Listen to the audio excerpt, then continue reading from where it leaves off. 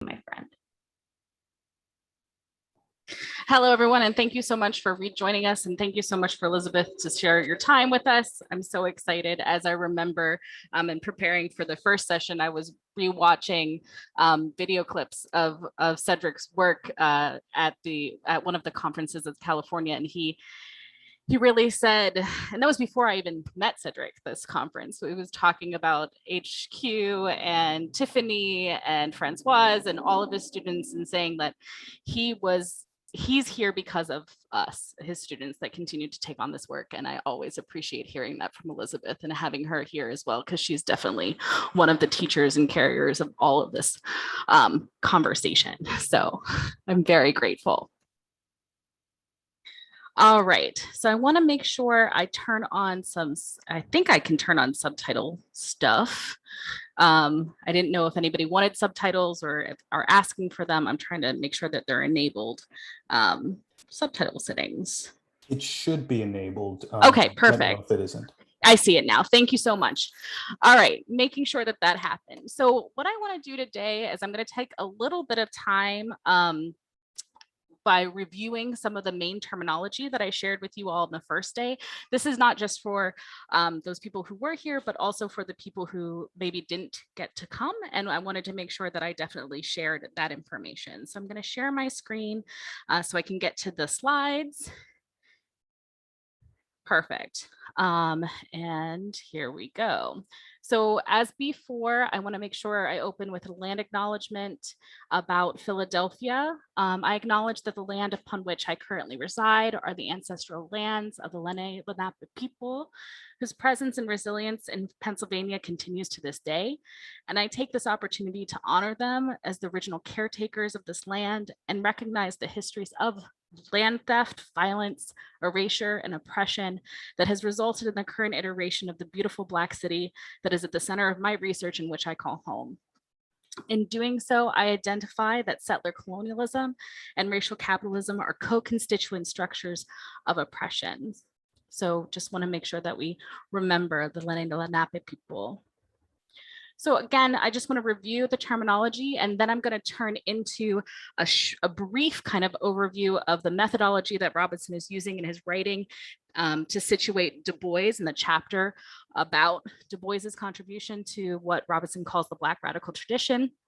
And then I'm going to turn into more specifically Philadelphia and some various questions around the stages of capitalism and thinking about those stages of capitalism that I introduced to everyone last time, and starting to apply Robinson's own work to some of these stages. All right, just a reminder, racialism is the term that Robinson is embedding his analysis, and a racialism is the process by which races come into existence. Again, this is from the introduction, the legitimation and corroboration of social organization as natural by reference to the racial components of its elements. So it's the idea that races are natural. This racialism is the process by which we get races as a natural phenomenon. And as I said before, my quick and dirty definition of race is the erasure of ethnic differences. So this is when you think about an example, the Irish, that's an ethnic moniker, become white. Chinese become Asian, Dominican become Latino, or Igbo become Black. So when we think about racialization, the process of categorizing into races, that process is only possible through the erasure of ethnic difference. Of course, ethnic difference is where culture lives. The erasure of culture in history is central to Robinson's analysis. So racism becomes that process to police the boundaries of what constitutes white, Asian, Latino, Black, etc. So racism is kind of like the policing mechanism of racialization. Racialization is the process of creating races, and the racism is the policing to make sure those races maintain their natural borders. So I'm using natural in scare quotes, of course. All right. And then racial capitalism. So this is the one that becomes really important. So I'm going to read this quote so we kind of remember, because I'll be talking a lot about this tonight. Racial capitalism is the development, organization, and expansion of capitalist society pursued essentially racial directions, so too did social ideology. So Robinson's saying that racialization is inherently co-constitutive of the development of capitalism or the emergence of capitalism. So as a material force, then, it could be expected that racialism would have been inevitably permeate the social structures emergent from capitalism. So anything that would emerge from capitalism as a social structure would be tainted by racialization processes. Ruth Wilson Gilmore explains this as capitalism requires inequality, right? That's that social structure inequality, and racism enshrines it. That's the process by which inequality gets enshrined. Or as Robin Kelley stated, capitalism was racial not because of some conspiracy to divide workers or justify slavery and dispossession, but because racialism had already permeated Western feudal society. So it was really important last week when we looked at part 2 of Robinson's big text, where we thought through the first racialization process was one of whiteness, the creation of the white society that was then used to project onto the world what was not white. And then finally, Black radicalism is the underhistory that gets erased through the creation of racial capitalism, as well as the glorification of white culture above all other cultures. Robinson denotes that Black radicalism can be found in the archive, despite the fact that it was been attempted to be erased, by paying attention to 3 particular practices. One was the absence of mass violence. The second is to think through maroonage, and maroonage would be that process of trying to escape the confines of racial capitalism. And another version of that is insurrection. So the Black radical tradition, this is again to quote Robinson, cast doubt on the extent to which capitalism penetrated and reformed social life, and on its ability to create entirely new categories of human experience, stripped bare of the historical consciousness embedded in culture. So what Robinson's saying is that capitalism is forever slippery. It's not inherently successful. There's always kind of like a slippage that happens, and the Black radical tradition is one of those ways in which we can find that slippage and then potentially overcome the kind of practices of stripping bare historical consciousness. All right. So last week, or 2 weeks ago, actually, the first session, we talked a lot about how to read part 2, and it really was thinking through the methodology that Robinson is using, and what I kind of brought to people as historical anthropology as his method of analysis. So I wanted to give some visuals to this to remind people what I mean by that. When I said, remember that Robinson was first trained as an anthropologist before he became a political scientist and a theoretical historian. When you think of anthropology, you think of like excavation as a process of its method, where you start at the ground surface and then you dig down layer by layer by layer. So what's happening in the book structure is that we start at the ground surface level of Marxism. That's where Robinson's starting. He's starting to try to think about what was the ground that Marxism developed on. So what era was that? What was that historical landscape? So in part 1 is an assessment of the limitations inherent in Marxism as the de facto radical tradition. And he finds there that racialization is part and parcel of the ongoing development of capitalism. So that's like stratum A in this image. It's like part 1. That's what Robinson's doing, just getting through that first layer. Then stratum B and below, he begins to excavate world history to show the convergence of racialization and the emergence of capitalism. And this is all of part 2, which we talked about in the first session.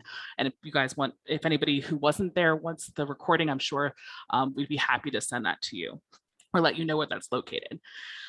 The finding there in Robinson, like if you didn't get a chance to read part 2 and you just want a quick and dirty summary, is he finds that the global market coherence was made possible through the historical erasure of the Black radical tradition. So part 3 is where he's going to engage what I'm calling co-excavators of stratum B and below.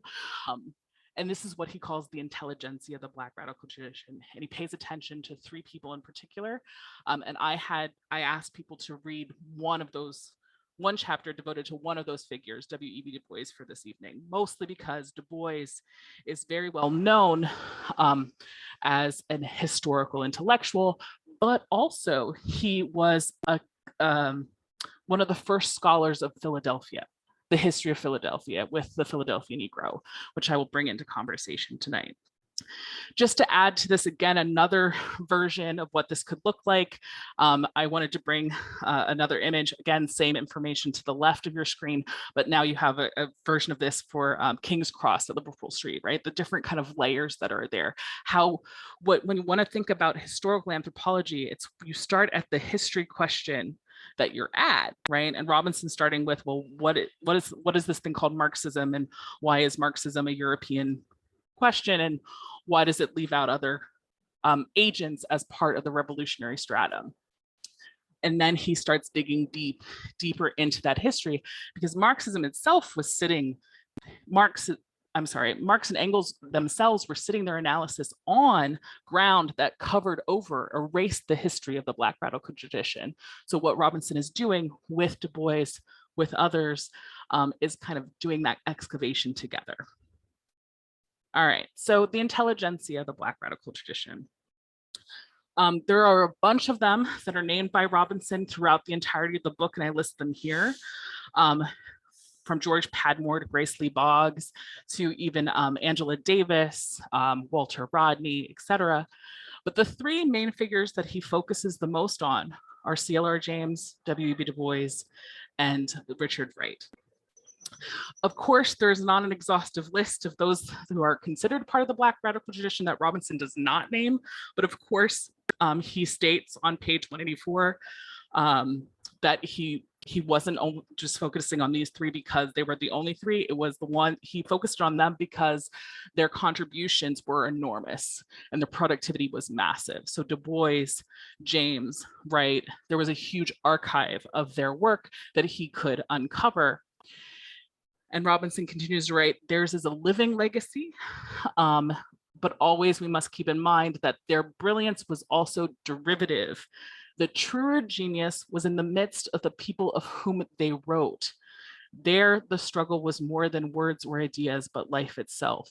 So yes, Du Bois embodied the Black radical tradition in his labor work, in his writing, in his organizing, in his scholarship. So did James, so did Wright, but there's so many other names that never served as professors of a university or wrote books that are now read for AP English exams, right? Like Richard Wright is. And I will talk about some of those names today when I turn to Philadelphia. Any questions up to this point about terminology or method of analysis? And of course, I want to give this opportunity to Elizabeth, because she's with us, if there's anything we should add before I move on to the space of Philadelphia. And just wanted to quickly add, if you do have a question, you can just type the word stack into the chat and we'll be able to get to you. And we've got T. Yeah, quick question. Can you just explain a bit more about the concept of global market coherence being made possible through the erasure of the Black radical tradition? Yeah, that's a wonderful point, T. So one of the things that Robinson goes through in part 2 is that what made capitalism really come into existence was its kind of unification globally, right? Capitalism, in order for it to be capitalism, has to be a global phenomenon. But in order to connect people across the globe, you have to connect it through some kind of narrative, a mythology, for lack of a better words, or an ideology, right? Any one of those things. So the mythology that Robinson is saying is this mythology of racialization. And you know, the hierarchy, the outcome of that, or the symptom of that becomes white supremacy. But it's racialization that is more important than just white supremacy itself, because the racialization process could put anybody on top if we continue that practice of the kind of hierarchization of races as a natural phenomenon. Does that make sense to you a little bit more? So when we think about it as global, what makes that narrative stick? because you have a lot of different people, a lot of different languages, a lot of different cultures that have to buy into some kind of narrative, some kind of overarching claim, even if it's just minimally, in order to get on board with profit over people. Does that make sense? Okay. Anybody else have any things they want to ask before we move on, or add? I'm happy for add. It's fine. I can joke. I know that people are like, we've got a lot of ground to cover. So let's talk about Philly, right? Because, you know, this is what we're here for, to talk about Philadelphia, because we're all in Philly. All right.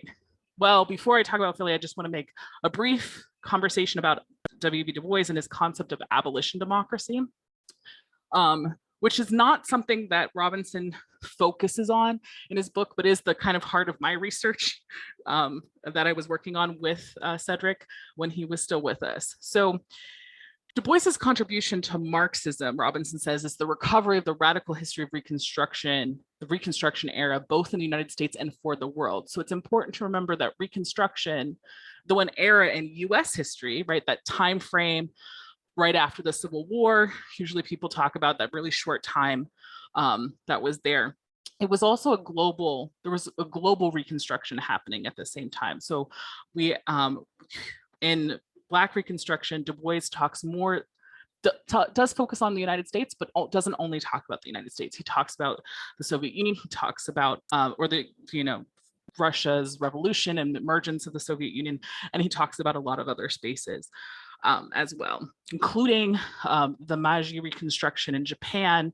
There are references and footnotes to these other connections historically. The common reading of Reconstruction in the United States is that it failed. I'm sure people have heard that phrase, you know, what was Reconstruction? I don't know, it failed. Well, what's the it that failed? We have a hard time defining what that it was. What we usually hear is that it failed because former slaves were unprepared for freedom. At least that's what I was taught in my Pennsylvania history classes as a very small person. But it wasn't until I read Du Bois's analysis in Black Reconstruction that I realized that that's the thing that failed was interracial democracy, or what Du Bois comes to call abolition democracy. So Du Bois's analysis was not that it failed, but that it was killed. That the movement for interracial democracy was killed because the former slaves were too successful in freedom and were making demands that would benefit all working classes, namely the redistribution of resources. And this is Du Bois's contribution to Black Marxism that Robinson finds. And here's a quote again from Robinson on page 199 from chapter 9. Slavery was the specific historical institution through which the Black worker had been introduced into the modern world system. However, it was not as slaves that one would come to understand of the significance that these Black men, women, and children had for American development. It was as labor. So remembering them as laborers and not just slaves is important to this analysis. And this is what Du Bois brought, because Black slaves can then be considered historical agents as opposed to just victims of some kind of, you know, lost historical whatever process.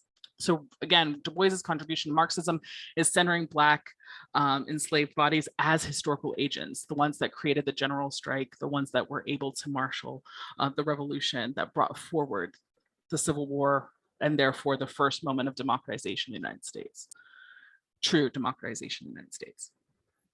Remember, as I said the last time we were with each other, it's important to think of democracy as the celebration of difference is what makes democracy democracy, as opposed to one person, one vote. And I think that that's more helpful. All right. So the destruction of abolition democracy led to the Black migration to urban centers.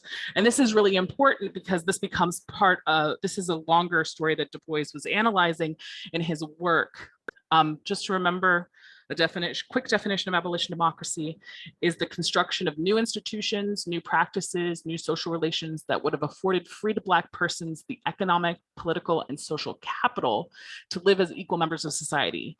Namely, this would be in the form of land distribution, which was curtailed. That was part of the killing of Reconstruction, and the holding of white vigilante violence accountable to the Reconstruction laws, the laws that came into effect after the Civil War. Because of the rise of white vigilante violence, particularly in spaces that were, you know, rural spaces, I'm going to say it, that were definitely rural. You see Black people migrating to urban centers because they didn't have land, so they would go to where the jobs are, hence urban centers. And then they were also being pushed out of small towns through white vigilante violence, and they would end up in urban centers. And that brings us back to Du Bois's earlier work and the city of Philadelphia.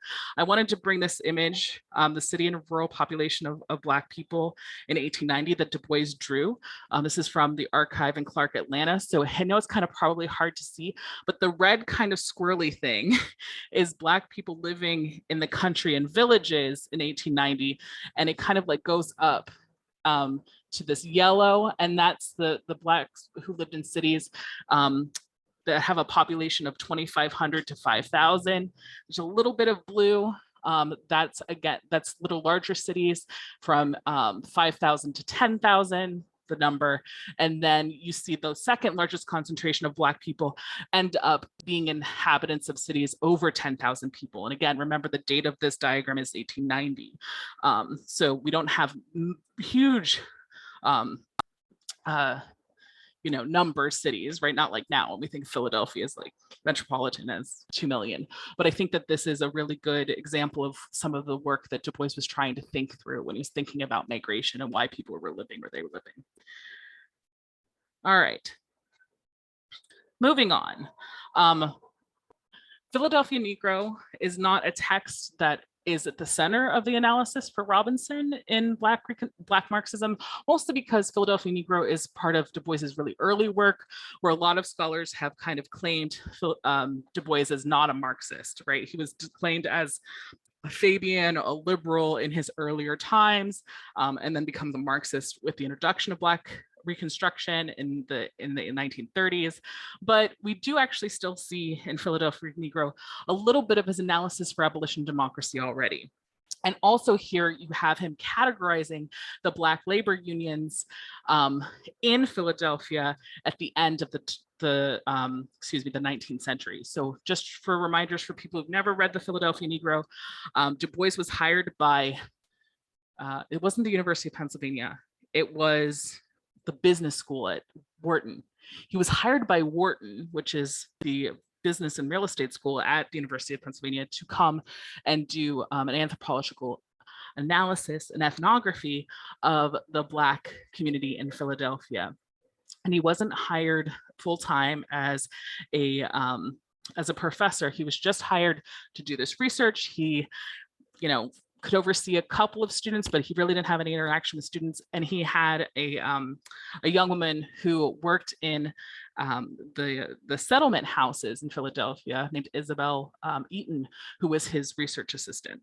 And he went around and he knocked on people's doors and he did all of that kind of great ethnographic work.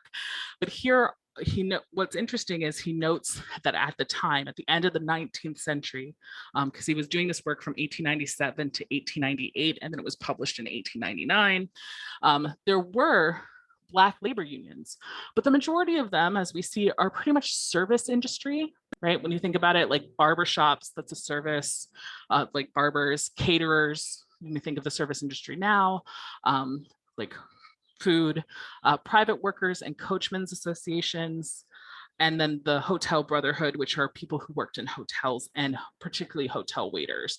So this kind of, I want to put this in people's minds, right? That the majority of Black labor unions, or the unions that Black labor was filling in Philadelphia at the end of the 19th century and the turn of the 20th century, were service industry. And that's going to come back to us later in the presentation today and in our conversations.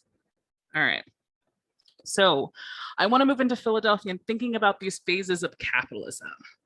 So the first one I want to deal with is the first one that we always tend to deal with, which is industrialism, because Marxist analysis tells us is that through industrialization, right, once the whole world is under the purview of industrial capitalism, workers will then start to revolt because it's such horrible conditions. And then we'll have the revolution that will take us to communism. Of course, that hasn't happened. So let's think about Philadelphia and its place in the timeline of industrial capitalism. I want to start with this image, which is from 1908, the 225th anniversary of the founding of the city of Philadelphia, where we get the phrase workshop of the world.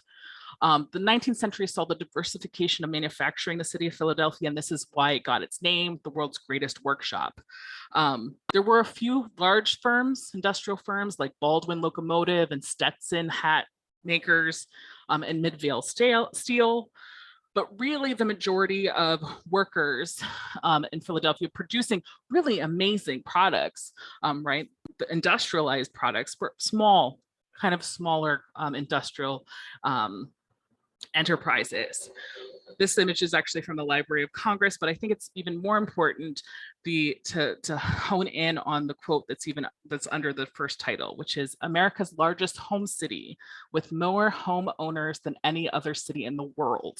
So in 1908, Philadelphia had the most homeowners than any other city in the world. That's an important point to think about when we think about property and the question of property, and how property has a point in history.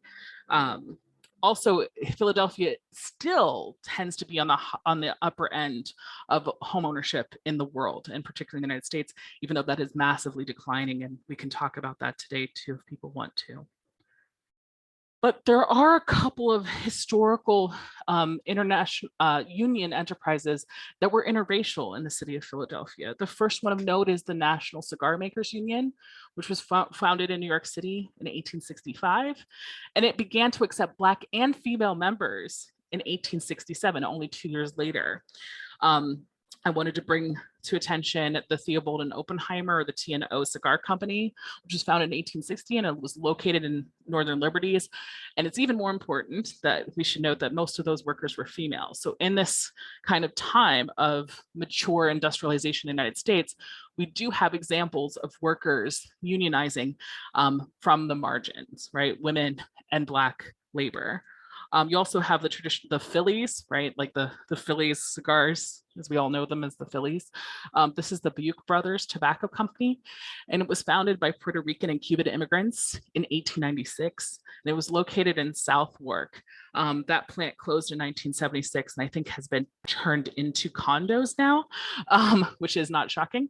But there's a link there for the Southwark if people are interested in, and I will share these slides so people can have them. Du Bois talks about the cigar makers union in Philadelphia Negro, as he notes, this is the quote, "It is the only union in Philadelphia where Negroes are largely represented and no friction is apparent." And that's a really interesting point that he made, that there's no friction between the workers, mostly because, right, we've said before, a lot of the ways in which traditional Marxist analysis uses race is through that kind of creating friction amongst workers, right? Creating dissent amongst workers, so there's no solidarity. But even in Philadelphia Negro, way before the so-called Marxist turn in Du Bois's scholarship, he is noting that interracial labor unions, particularly in the city of Philadelphia, there was something happening there. The second example that I want to bring up people's attention to is Midvale Steel, and this notion of Taylorism and interracial labor as an experiment that kind of became part of the Philadelphia landscape. So Midvale Steel, which was really important for creating the extension of railroads, and that becomes an even more interesting question when it comes to racial capitalism. For those of you who are interested in that, I'm happy to talk about it later. Robinson denotes that in his chapter. But Midvale Steel experimented with interracial labor at a very early time. And it's even noted and referenced by Isabel Eaton in Philadelphia Negro in a large footnote. Just to note, Frederick Winslow Taylor was the manager of Midvale Steel, and he developed this ideology called Taylorism, which was about improving worker productivity. So his theory was, if he racially integrates the working crews, particularly with Black workers, that would promote less socialization within labor gangs, which Taylor associated with clannishness. So his idea was really, let's add some Black people to these labor crews, and then they'll stop talking to each other and they'll just work. So there still is that assumption that they're not colleagues, right? That they're not co-conspirators in, asking or demanding more of their employers. It's just about extracting more labor out of employees. So interracial labor becomes an extractive experiment for Taylor. The mill operation, the Midvale Steel Mill was in operation from 1867 to 1976. I think this 1976 marker is a really interesting one. I don't have anything to say about it yet. I'm still thinking about it for a research line that I'm working on, but 1976 is an interesting marker, and it was located in Nicetown. And if people know anything about Philadelphia, Nicetown is one of probably the poorest sections of the city now, along Germantown Avenue. And it's interesting that some of the most profit that happened in the late 19th century was coming out of that space physically. All right. So we just talked about industrialism. I want to sit back for a second and see if people have any questions about thinking about the phases of industrialization or industrial capitalism in Philadelphia at the time. Because I know that I don't want to keep railroading people with information. I have a lot to go through, so I'm just want to take any questions that people have or insights or connections that they're making with the readings or anything they wanted to add. Feel free to write stack or unmute yourself.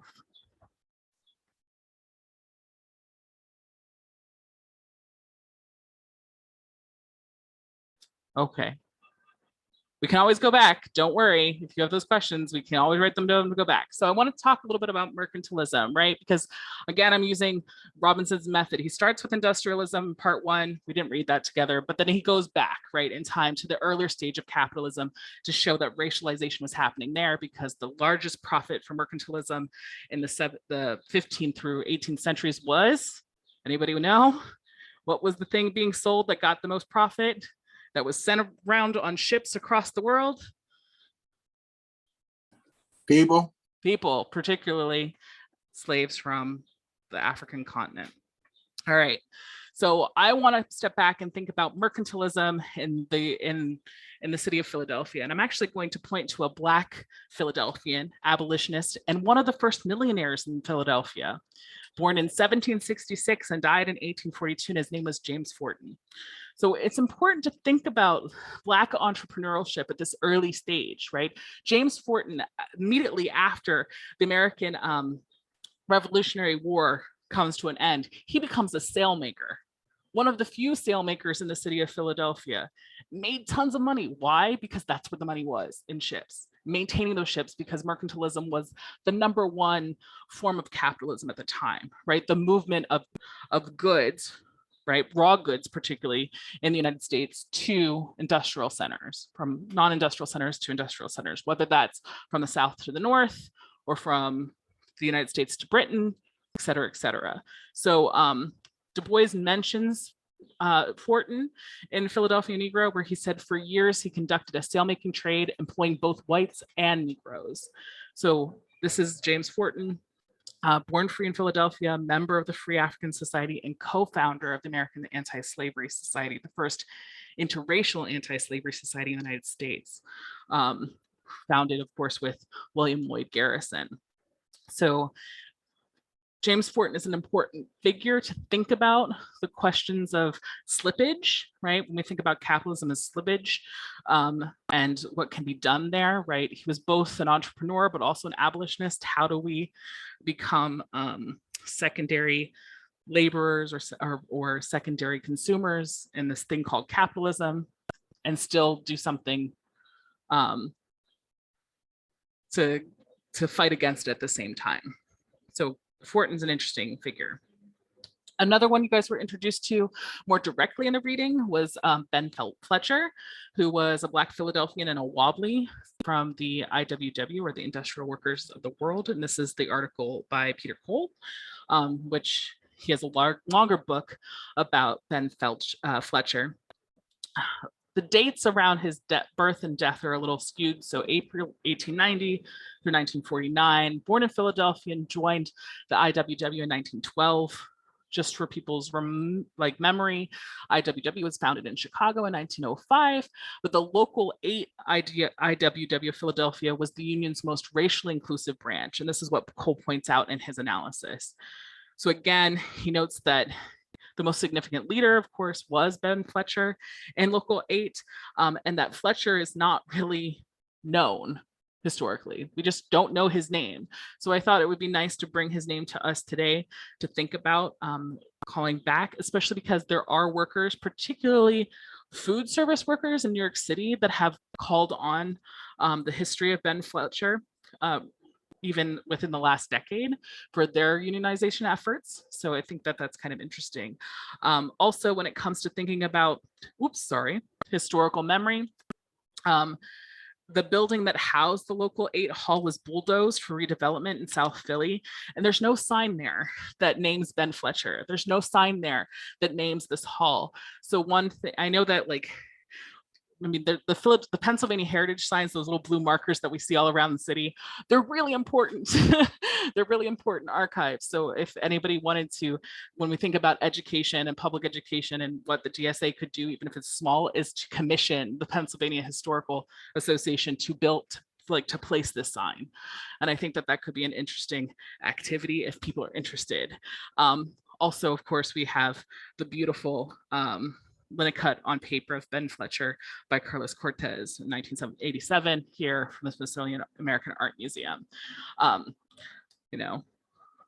Lobby the Philadelphia mural project for a Ben Fletcher. That would be kind of cool as well. All right, moving on. So I'm moving pretty fast because there's not a lot of archive that we can do with, but we can. And I'm going to move on to the next to our current stage of capitalism. I'm going to leap over consumer capitalism, the late 20th century, and just jump into surveillance and information communicative capitalism to kind of think about how using Robinson's analysis in this kind of economic frame that we see ourselves in. And here's where I'm going to need help from people, because I don't have clear-cut answers to this. But one way we can think about this is the looming of Amazon. So Amazon selected Philadelphia as one of its finalist cities a few years ago in order to create a new headquarters. Philadelphia became passed over for another site, thank God for sometimes, but Amazon encircles Philadelphia with over 50 warehouses. And when we think about Amazonification and surveillance or information or community capitalism, it's at its center. So I wanted to bring this to everybody's attention, this particular article, and see what you guys think about Amazonification and racial capitalism. So I'm going to take a minute. You can engage the chat, put a stack up there.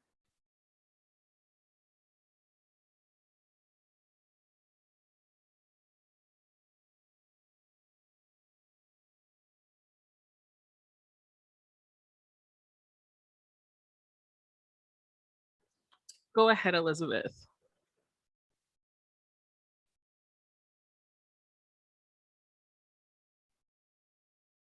Elizabeth, you might be muted. I don't do this every day as you all do probably. There's too much and it's too rich for me to think coherently about it. So I'm just going to throw some things out that have occurred to me as you're talking, Jasmine. One of them, sort of the overarching one, is I really like the thing that you did with anthropology or archaeology in terms of the layering and unlayering, uncovering of things. And I just want to add another element to it, I think, because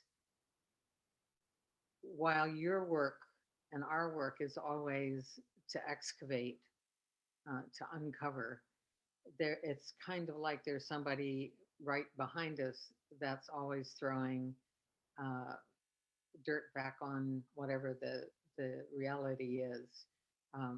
And I always think of Cedric and my daughter digging snow or shoveling snow when she was about 4 years old. And Cedric was shoveling and she had a child's shovel and she was going along behind him as he shoveled it off the sidewalk.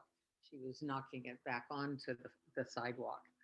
And that was an innocent gesture. But I think the other thing that's always happening is and with rapidity and with not a child's shovel, is the reburying of everything that we know is there. And I'm thinking of, all of the both national and international connections amongst us, the kinds of work that are the alliances between indigenous populations and Black populations. And of course, the opposite was true too, that some of the indigenous communities had their own enslaved people, so not to romanticize that. But all of those things were uh, parts of our history that are obscured. And, there's, uh, there are things in the minds like Mate One, where it's what you were talking about in terms of focusing on friction rather than imagining cooperation, that I think are really interesting. And just the other one, because you're working on this, and I was struck when you showed the slide of the Phillies and the Bayou brothers who are from Puerto Rico and Cuba. There was curious about this. There were in Cuba, I'm going to probably forget the name of them.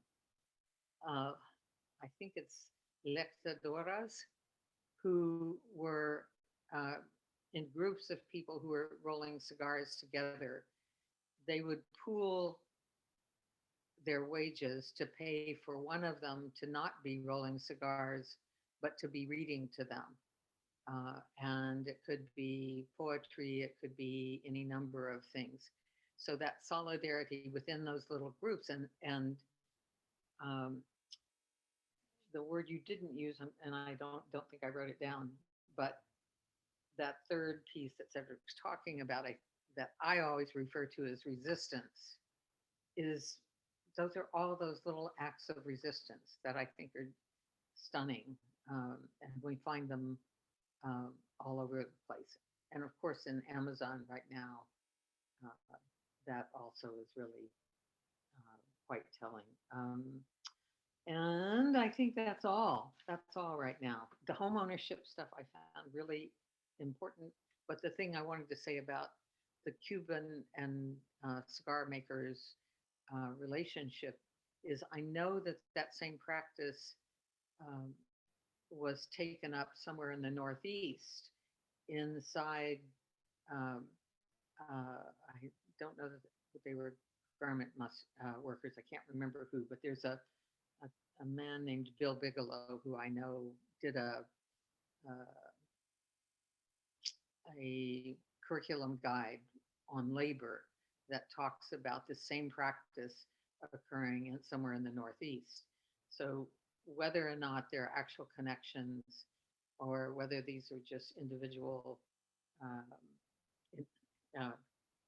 inventions, or not individual, but separate occurrences, is really interesting. But those are also the things that fly in the face of everything that is meant to be, that are evidences of resistance. I agree. Thank you, Elizabeth, so much. I didn't think of but I will get into the covering back over it a little bit. I think that that's really a really great point. And yeah, those acts of resistance, whether it's in the form of taking over labor space for co-educational as well, right, to work and do and to do it, that intellectual contribution, I think, is really, really key. We see that happening, right? This is, I was wondering if people were thinking about Robin Kelly's piece. I shared with them the interview with Democracy Now! Around the Amazon labor, the push for a union in Alabama, and the connections to what's happening in Philadelphia. There are these small acts of resistance in Philadelphia, right? Even going to Kelsey's email reminding us that, it's all about Philly and gritty. We have that even in the embodiment of the symbolic figure of the crazed kind of Muppet known as Gritty as our icon of resistance in Philadelphia. I think that this is really key and really important. So thank you so much. So yeah, one way of thinking about, thank you for the spelling, lectores, yes, about Amazonification and the taking of word urban planning. I want to also thank Walter for bringing up the resignation of the Amazon outbidding SEPTA, which is a public service organization to take away a site for trolley barns in Eastwick. Most recently, one of the things that's been happening, I think that that's real, right? The kind of privatization, and I'm going to talk a little bit about Sam Bass-Warner in a little bit, connections back to Philadelphia about privatization in the city. But another one I wanted to add, right, with the warehouses, we also have this question of neo-mercantilism that is ever present in our society now, and its connection to Amazonification. So this was Charmaine Chua's article in the Boston Review about the Ever Given crisis and the monstrosity of maritime capitalism, right? As I said last week or 2 weeks ago, these phases of capitalism are still with us. Mercantilism is the early stage, it's still with us. It's just not as profitable as something like surveillance capitalism.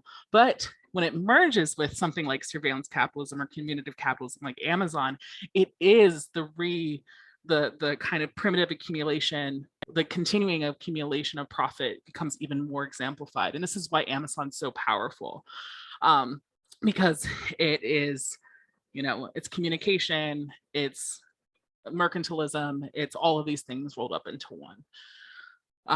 So the Ever Given and thinking about the Ever Given at this time is also important, especially when we connect it back to the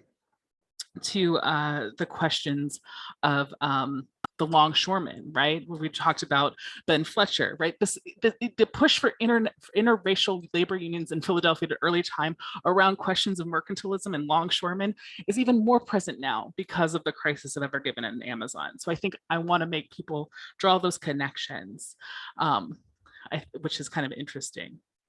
All right, before we take our break, because I think I have, I'm gonna stop there for a second. I want Duncan to go ahead and say what he wants to say.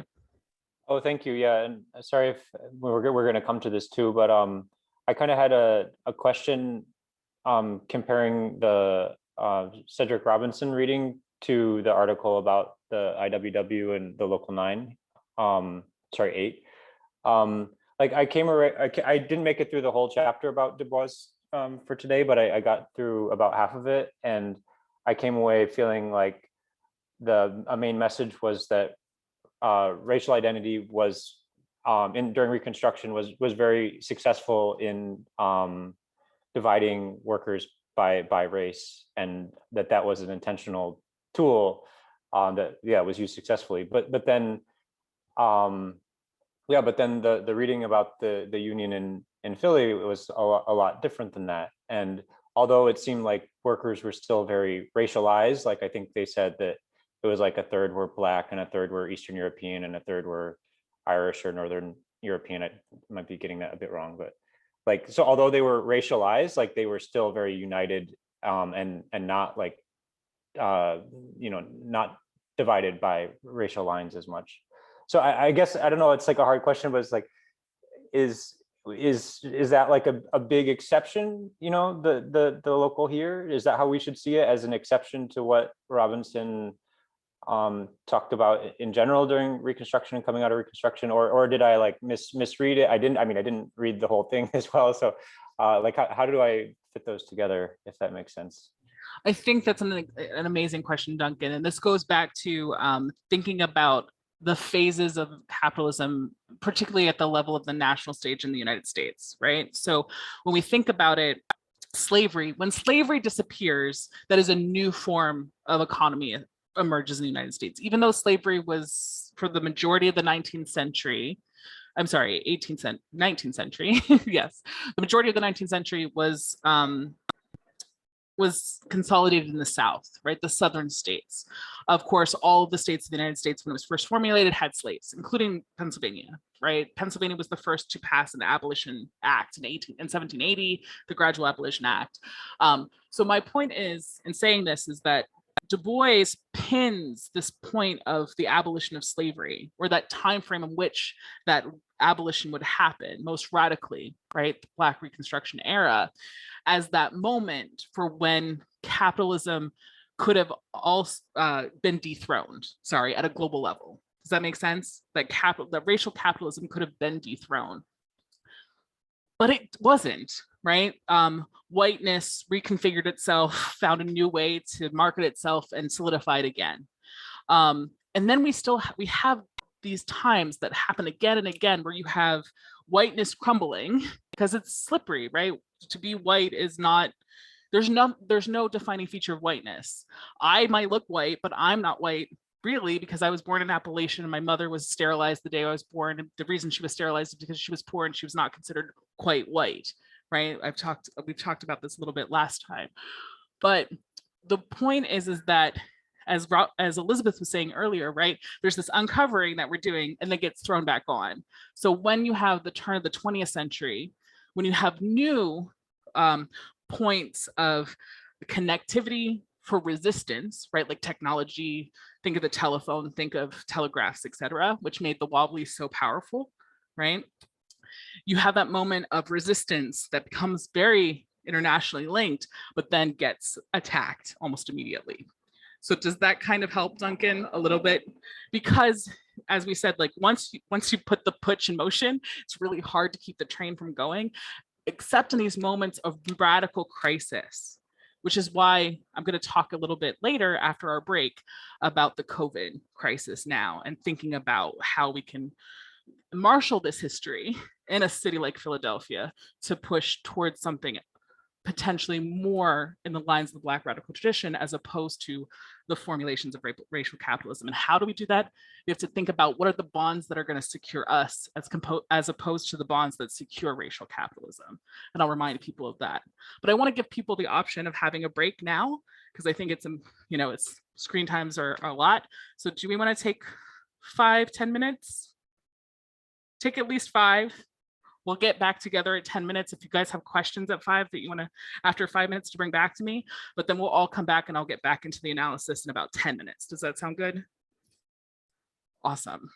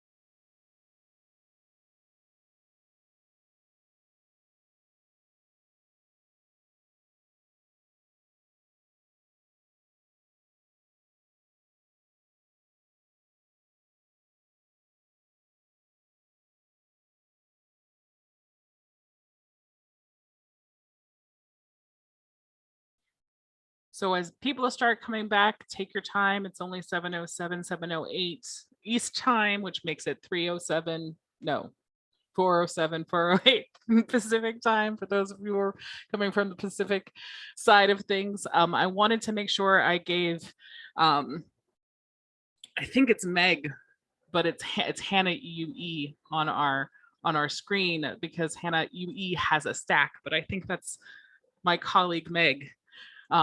Maybe not.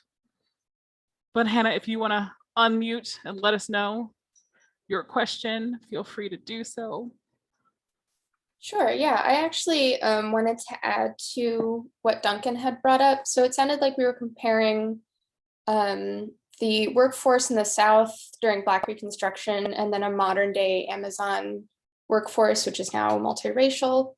I think something that's really important and something that is in Du Bois's Black Reconstruction, which I'm still getting through because there's over 700 pages, by the way. But it's massive. Super interesting. It's oh my massive. God. But it's super interesting history, and there's so much detail that you definitely don't get in other historical records about how the white working class was specifically pitted against freed Black workers, and that unions were kind of scared to even touch it because they had kind of been won over to the idea that most of them were actually anti-abolition of slavery because they didn't want to add more competition to the workforce market. So there is this ongoing debate, even after abolition, during Reconstruction, that white workers thought of themselves as, I think this is probably where it originated, they thought their jobs were being stolen from them because Black slaves were finally getting paid for their labor. And ironically enough, though, most of the white labor force was totally unemployed.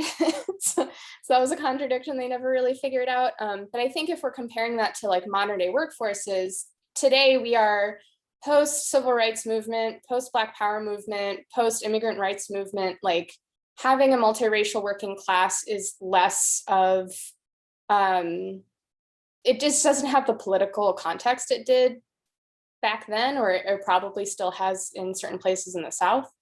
Although I do want to point out that like Whole Foods, which is owned by Amazon now, does employ basically what Ford employed of like, we're going to try and have the most diverse workforce because that lowers our chances of being unionized. And that's like in their papers, it's been researched. It's still something that is used today.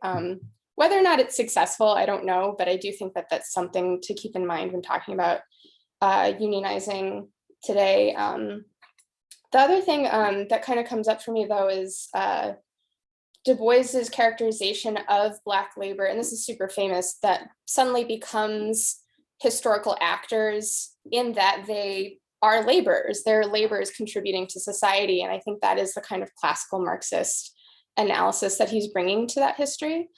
But that's still kind of contradicted. Like it's still kind of, it's difficult for me to square that circle. And then including in the proletariat working class, just points of resistance, whether or not they're considered historical actors. So I was hoping that you could address that a little bit too. Yeah, thank you, Hannah. That's a really good question. This point of who gets to be agents of history is always the question that I think Marx was asking, right? That's a classic Marxist question. It's a classic materialist question. It goes back to his young Hegelian self, right? And then like, but what becomes the process of that agency, I think is the way in which we open up this analysis. So if we start from Robinson's position, Robinson is saying for a lot of his work that historical agency can be is best analyzed through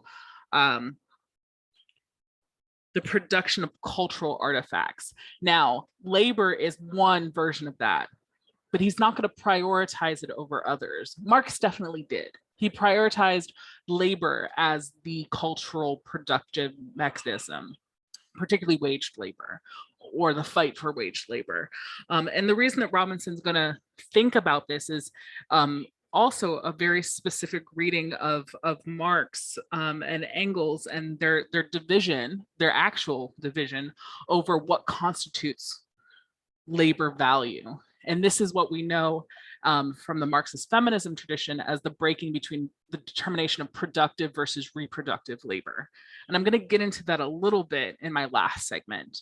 And maybe it's there where we're going to come together. And if we don't come together on it for this week, right, like we have one more session to try to bring it together again around the environment. So I think that a lot of times Marx had to make decisions, right, in his codification of what constitutes historical agency. And he started to prioritize a labor position, and that labor position became productive labor. Productive labor meant value-driven labor. Value-driven labor meant something that was waged. But when we go back in the history of capitalism, reading from somebody like Sylvia Federici in Caliban and the Witch, which I brought up a little bit last time, is that the distinction between productive and reproductive labor, that first mode towards primitive accumulation to create capital, was the dividing of laboring bodies into genders, particularly a binary gender mechanism of male laborers versus female laborers. Female laborers, their labor is devalued, domesticated, not paid, unpaid wage labor, unpaid labor, and then men would work in the workforce and get paid. So that distinction, that reproductive distinction, is important because it maps onto the slaveocracy in the United States, where slaves did a lot of reproductive labor as well as productive labor. So I hopefully that helps a little bit. Khalil, go ahead. Yeah, and this is perhaps not an extremely well-formed question, but I guess I was just curious to hear your thoughts on it. So sticking with Amazon being the big beast that's preventing a lot of organizing and so forth, when I think of these tech companies, I also think of the fact that they are very stratified, and I guess when I say that, they have their knowledge workers focused on the coast, large cities and so forth, and then with a situation like Amazon, you then have your more blue collar, for lack of a better word, your warehouse workers, I guess maybe even those that work in like data centers and things like that. So in terms of that organizing question, is it handled differently because you have that stratification? Is there like any historical analysis, or does Robinson's work touch on that in any way? Because it seems like that, to me, in and of itself becomes a certain type of barrier, because you have just what to me seems to be such a clear barrier. The benefits and pay of the knowledge workers is entirely different than the situation of the warehouse workers. So can you get them on the same page? Is there I guess just how does that all tie together? Yeah, I think that's a really good point. And I don't know if you can see my screen. I went to a document from Du Bois from February of 1918. And this one, I was debating whether I was going to include this or not, but I think that your question evokes this. There is no solidarity across stratification that we're seeing right now. You're right. People that are considered data skilled labor versus unskilled, I'm going to do this in quotations, right? Manual laborers within this kind of monstrosity known as Amazon. We don't see a lot of collaboration across those, not a color line, but a education line. Du Bois wrote this really great short document called The Black Man and the Unions in February 1918 that was published in Crisis, where he literally talks about, and I'm going to read this section, this is the very second paragraph, where he says, I carry on the title page, for instance, of this magazine, Crisis, right? This was what he founded when he was one of the leaders of the NAACP and was putting out of New York. This magazine, the Union label. And yet I know, and every one of my Negro readers knows, that the very fact that this label is there is an advertisement that no Negro's hand is engaged in the printing of this magazine. Since the International Typographical Union systematically and deliberately excludes every Negro that it dares from membership, no matter what his qualifications. So Du Bois pointed out your very thing in 1918. right? There's this difference. There's like this difference between the physical printers and the intellectual labor that goes into it. Du Bois seeing himself as the intellectual labor, but what Du Bois was trying to do is saying, I'm putting this here to note my point about being in solidarity with those laborers who are excluding also my Negro laborers, right? Trying to break down those invisible lines that we maintain as very much strict strict classifications. So I think this is a really good point, and I think that there is stuff in Du Bois that we could pull from to do this kind of work, which is to remember that racialization is part of classification, which is part of gendering, which is also part of social capital. So social capital being that the stratification that I think you were describing. Does that make a little bit of sense, hopefully? So I would point to there. And Aurora was saying that helping to organize a shop now, and the programmers were definitely the hardest to be pro-union because they get paid the most, have the most flexibility, and are coveted at other workplaces, right? There is that distinction, and it is hard to unionize programmers or to unionize communication workers, right? But we have that history, right? The AFL-CIO, there's histories we can draw on and how we think about it. So I guess what I would say is focus on the bottom, because then the others might get involved, because the people that are in those higher positions will buy in based off of this kind of relationship between being, what's the word, virtue signaling to show their left leaning, but also maybe they also do understand that if the people on the bottom get better provisions for work, whether that's, you know, a secure space of working, then they will also have that security in the long run, right? It's not that like rising tides lift all boats, but that these are laws that aim the lowest also apply to everybody above you. So I think that's one way of putting it, I hope. But again, how do we work through this? Let's go back to Philly and thinking a little bit about the history of, right, we were talking about anonymization and how Philly is targeted, talking about the Ever Given, right? Philadelphia is a port city. It still is a port city. There is still the Port of Philadelphia, and of course, really close is the Dover port, right? The Delaware port. All of these connections are still alive and well with us, but there's also this thing that's been happening in Philly for forever. And it's called privatization, or also the private city.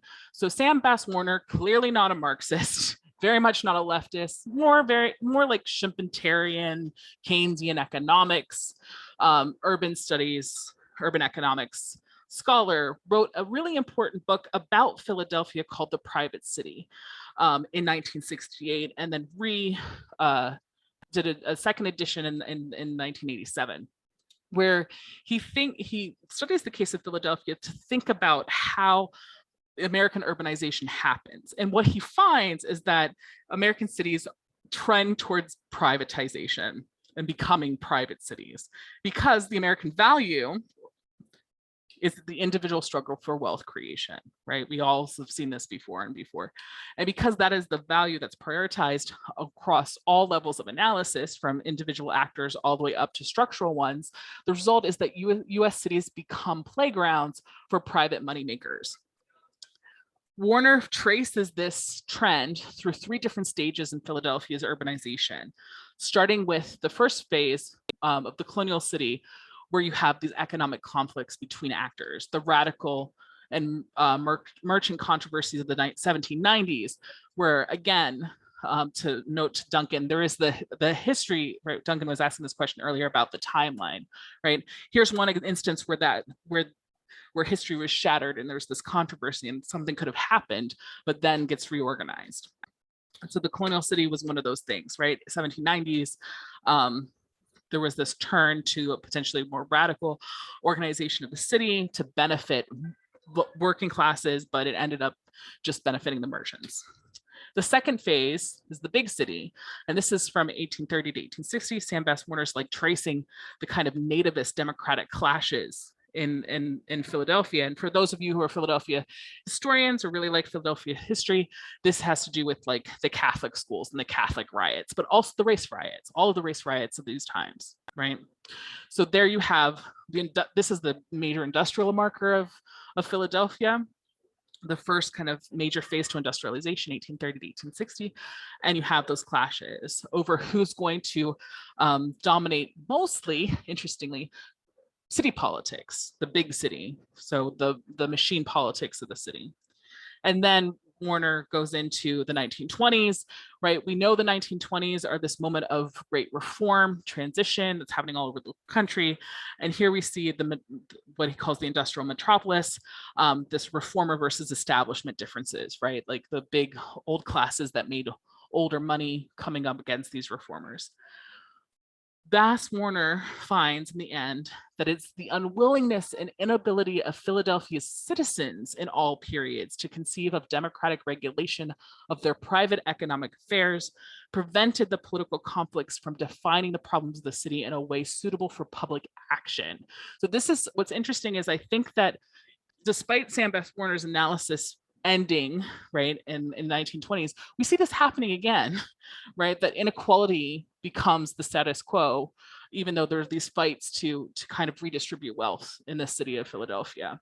So when we think about Amazonification as a process of privatization, whether that's the privatization of transportation, like the SEPTA hub, or the privatization of like goods, right, and all of those mechanisms, we see this analysis coming back.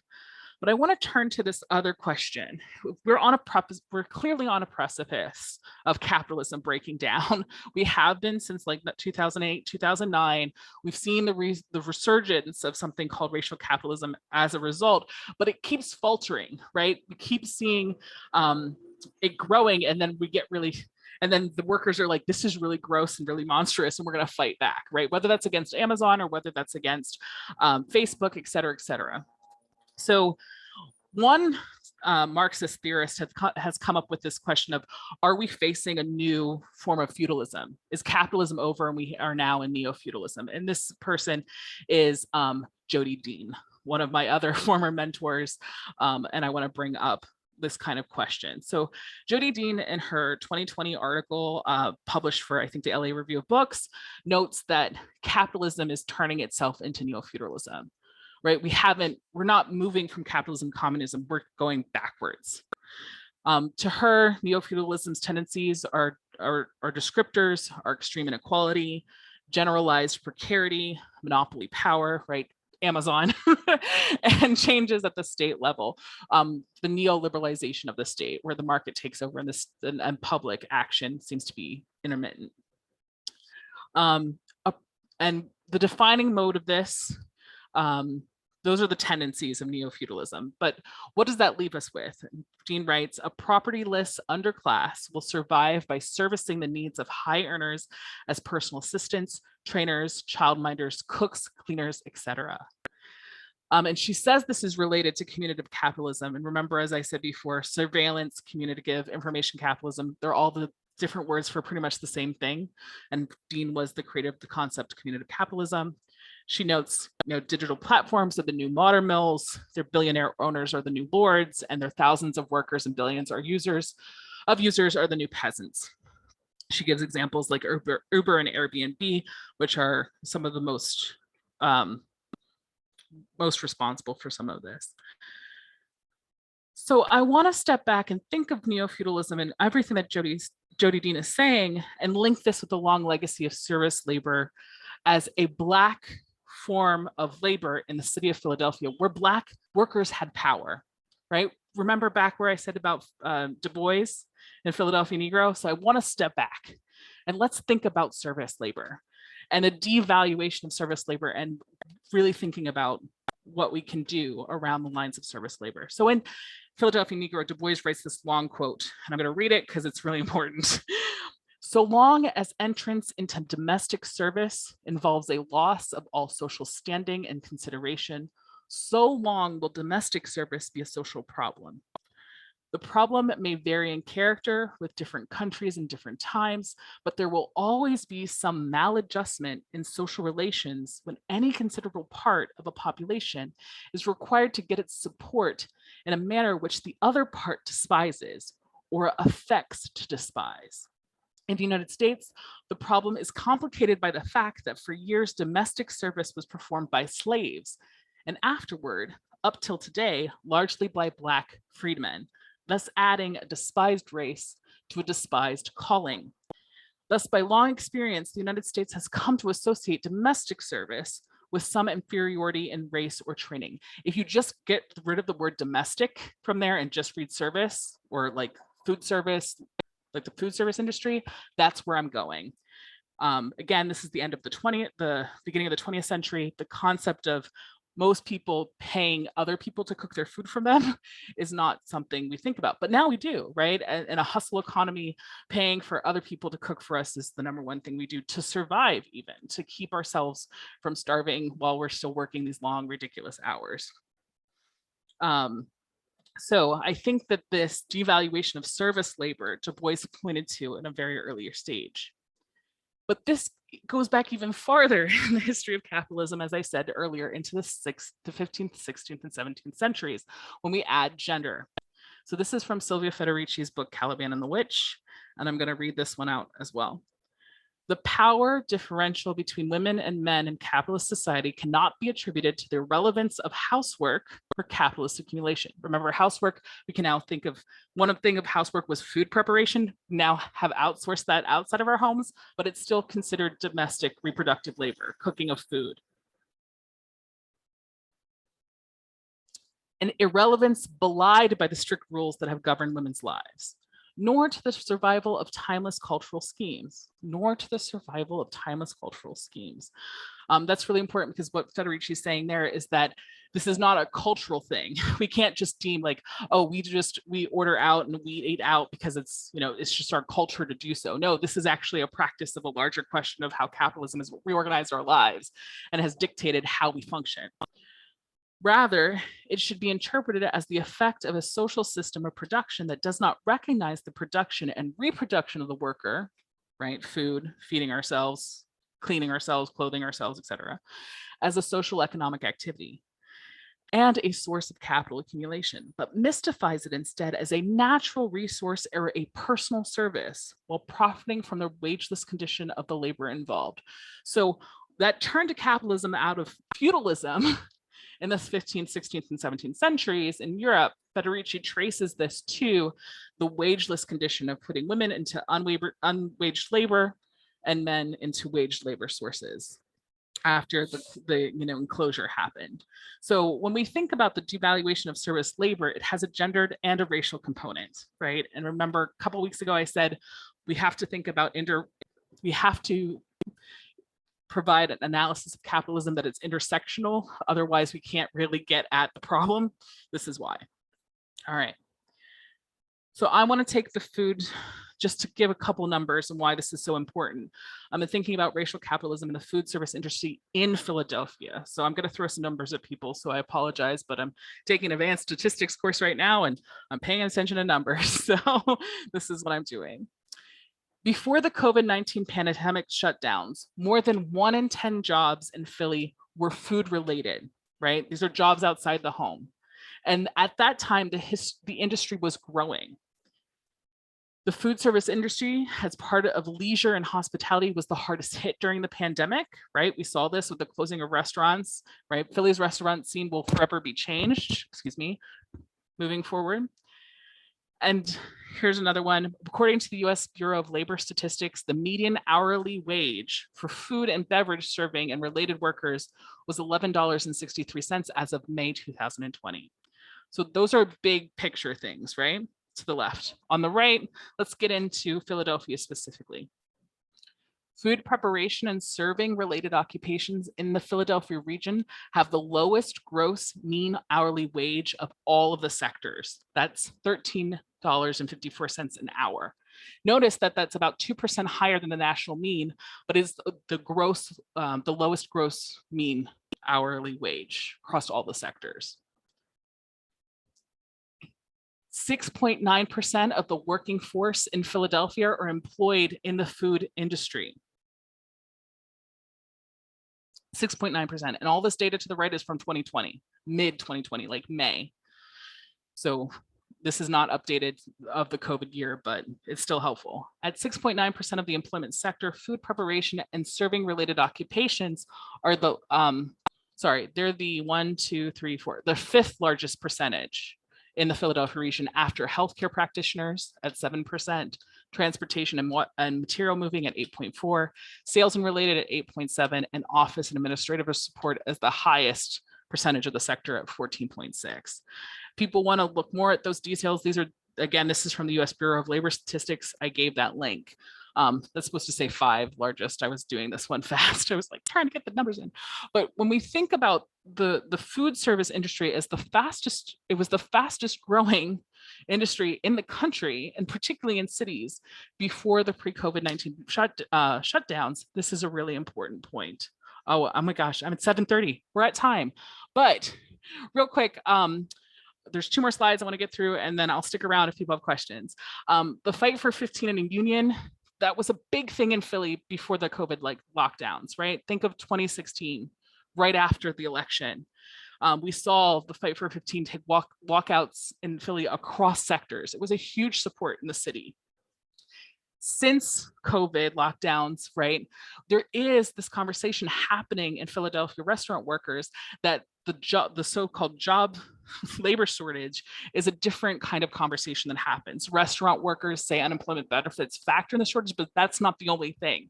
That fight for 15 in a union is something that's still happening behind the scenes, I think, or at least maybe not behind the scenes, but alongside of the conversations around reopening the question about restaurant labor going forward. So those are things we need to think about, right? The COVID moment it has shaken up labor, the labor entrenchment, the capitalist entrenchment.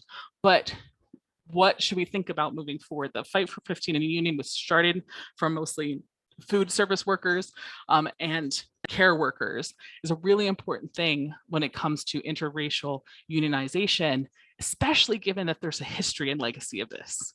There was unioning amongst the service sectors in the Black Philadelphia legacy, right? This is the same slide that I showed you guys before. And I just wanted to bring it back to the end. So that's where I'll end. And I'm sorry I went over time. But if you guys have questions, please stick around. I'm happy to talk about it. No, and thank you, Dr. Yarish. Like, all of this has been really great, and happy to as you said, stick around for questions. Keep the link open for any questions. What I do want to do before people leave is also post the RSVP link for the 3rd event. So in 2 weeks, if you enjoyed what you saw today, we'll have the 3rd and final event in the series. So I guess that'll be Tuesday, August 10th at 6 p.m. So please RSVP. We'll follow up with everyone with any notes and recordings. I'll send those along via email. And also, last thing, before you leave, Dr. Yarish posted a Google link in the chat, and that's just a link for general feedback about the session itself. Again, I'll also send that out via email. Oh, and yes, the chat will be saved as well, and I can share that. Thank you. Yeah, I just threw a similar form from the one from the first session where I asked people a couple of questions. If you're coming to the next one, if you guys need me to review anything, I'm happy to do that.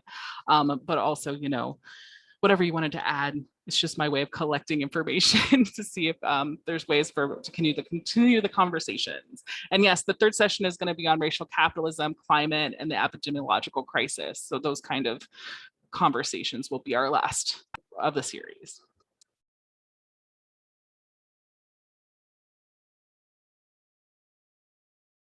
But feel free to unmute or throw stack in the chat. I will stick around for at least 10 more minutes if people have questions. But if you want to leave, by all means, we went over time. I apologize. I know that kind of happens. Like, I was like, I'm stuck in my little conversation and I forgot to pay attention to time. So I apologize for that. No worries. And thank you again.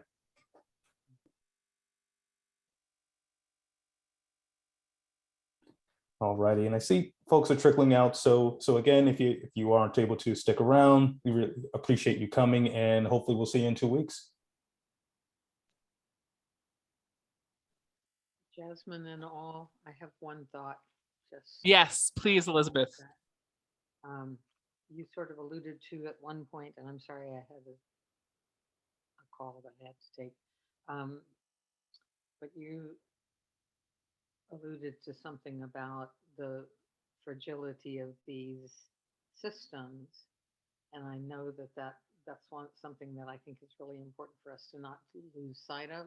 Otherwise, they seem sometimes insurmountable. And I know this is something I shared with Cedric in terms of I can't remember something he said about really how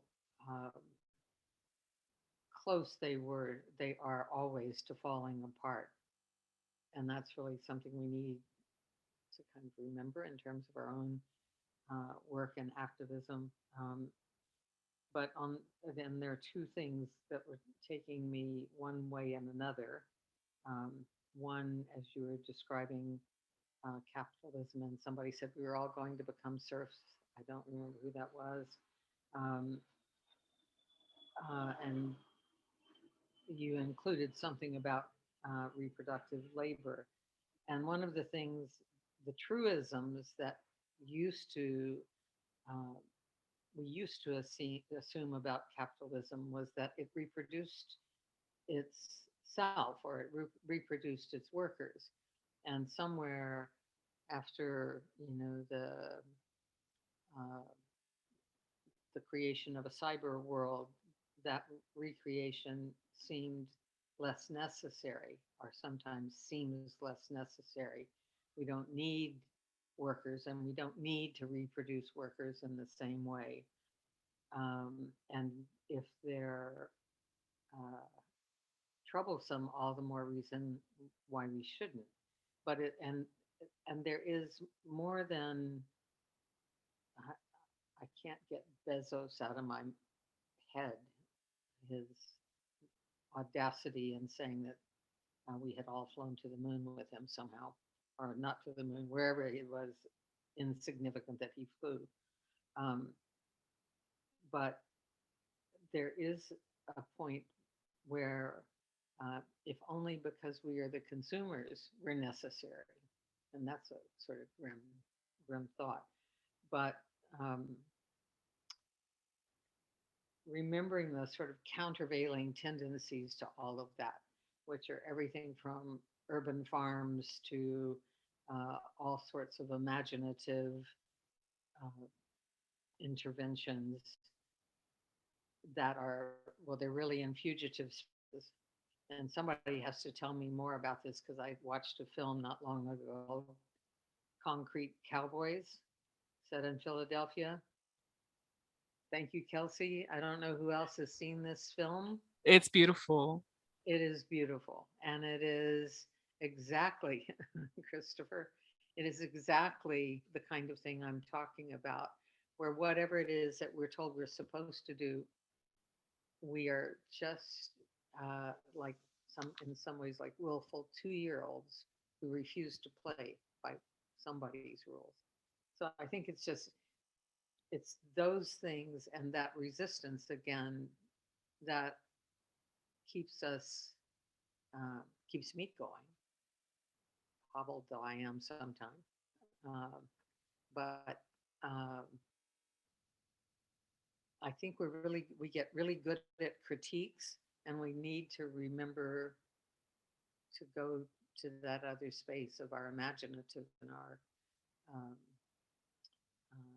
I don't know what to call it, but Absolutely. Yes. Thank you so much, Elizabeth. Yeah, Concrete Cowboys. I still haven't watched it, but I've read so much about it, and I know the organization here, right? So as Julie was saying, saw one of the Cowboys her first week here in Philly, and that's just wonderful. I love it. When I was saying earlier to Duncan's question about culture, right? Culture is that one thing that Cedric was always pushing on, saying like, culture can be enshrined in a lot of different practices. Labor is one, but one. right? But we have art, we have forms of resistance, we have acts of solidarity that are as tiny as just saying, you know, you are valued more than your labor, right? As I was saying to Khalil earlier, I feel like I'm at the end of the month and I didn't get anything done. And I just think that that's capitalism telling me I didn't do anything, but I clearly did all of this, right?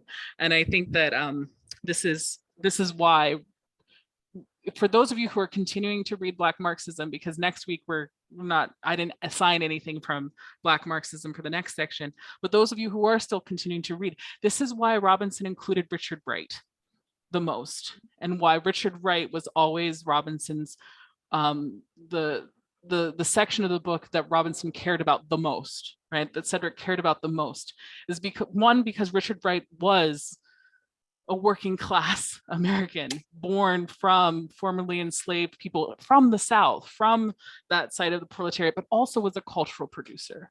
And Du Bois was a cultural producer as well. He wrote plays and poetry and novels, but Robinson was bourgeois, or at least middle class, and coming from not the heart of the Black labor power in the history. But I think that moment, and that's also why, you know, I added to that list people like Toni Morrison, right? We don't think of Toni Morrison as Black radical tradition, but she absolutely is, because she made possible the archive that is the Black radical tradition, because she was the one pushing to publish it as the publisher, as an editor at Random House. Before she even wrote most of her work, she was able to get all of these pieces published, including things by George Padmore and Cox and others. And I think that that's a really important point that we need to hold on to. And I want to add also to that, when you guys look at the labor statistics from Philadelphia, when you take a look at the slides, and Khalil, just to let you know, it's the same link of slides from the last time. So you can I just been adding it to them, so you can just reshare those. The one sector that is the least at rate with the national average in Philadelphia is the arts. It's -6% in comparison to the national mean average. And when we think about this city and its community, I think that is tragic and something that should be stated, right? As a part of that kind of primitive accumulation that keeps happening, where artists' labor is devalued. And it's devalued because it's seen as something that's luxurious, right? It's beyond our necessity. So when we focus our efforts on just the bare minimum, we do lose sight of the cultural reproduction of resistance through art. And I think that that's important. So I want to thank Elizabeth for reminding me of that one. All righty. I know we could talk about this till we're blue in the face, but I'll let Khalil have the last word. And thank you so much for everyone. I look forward to seeing you all again. And if you need to reach out to me, feel free to do so. My information's in with everything else, so. Yep, no, nothing, not much else to add. If anyone has any questions, like you said, please feel free to reach out to us. But otherwise, have a good evening, and we'll see you in a few weeks. Thanks, everyone.